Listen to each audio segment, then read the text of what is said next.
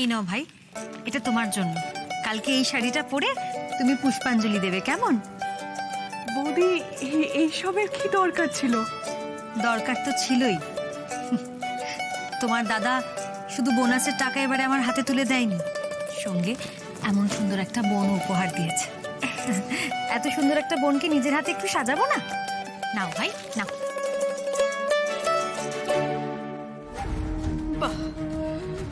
নিজের বোনকে শিকে তুলে রেখে বানের জলে ভেসে আসা বোনকে নিয়ে আদিক্ষেতা করছে, অথচ সময় অসময় আমিই দেখেছি। এই নাও ভাই নাও। থ্যাংক ইউ বৌদি। কি বল, থাক থাক থাক, প্রণাম করো না। বোন যখন বলেছো এইটুকুনি তো করতে দাও। ভগবানদা, এই বাবা, গার্গী ম্যাডাম এসব কি করছেন? না না, কেন ভগবানদা, কেন প্রণাম করবো না বলুন তো? না গার্গী ম্যাডাম, আপনি প্রণাম করবেন না। আপনার প্রণাম করতে নেই। আপনি প্রণাম করলে আমার অধর্ম হবে, আমাদের অধর্ম হবে।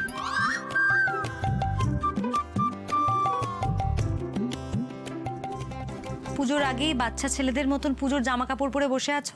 মায়ের নাম জপ করছি পূর্ণা।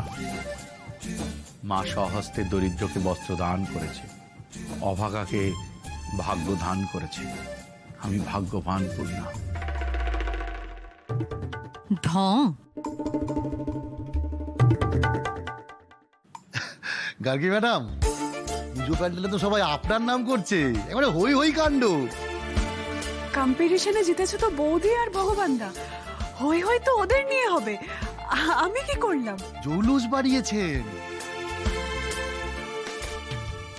আপনি যেখানে দাঁড়াচ্ছিলেন সেখানে নাকি লাইটের প্রয়োজন পড়ছিল না, জায়গাটা এমনি এমনি আলো হয়ে যাচ্ছিল। যা, এইসব কথা ছাড়ুন তো আপনি। আরে আমি বলছি না, পুজো কমিটির ছেলেরা বলা বলি করছিল। নিজের মনের কথাটা পুজো কমিটির ছেলেদের উপর চাপাচ্ছ না? তোমাকে আমি চিনি না? আমি তো জামাইবাবুকে সন্দেহ করছি। এ তো দেখি আমার বরই ওর দিকে ঢলে পড়ছে। ওনার সম্পর্কে যত বেশি করে ইনফরমেশন আপনি আমাকে এনে দিতে পারবেন, তত বেশি করে আপনার সাসপেনশনের মেয়াদ আরো কমতে থাকবে। এই, আচ্ছা আপনি এখানে কোথায় থাকেন? টালিগঞ্জে। ও সিনেমা ভাড়া, দেখলেই বোঝা যায়। আমি অভিনয় করি না। ও, বাবা মার আপত্তি বোধ হয়। হ্যাঁ, সেটা থাকাটা স্বাভাবিক। এত সুন্দরী মেয়ে বেহাত হয়ে যাক, কোন বাবা মা চাইবে? আমি এখানে একাই থাকি, বাবা মা আসানসোলে থাকে।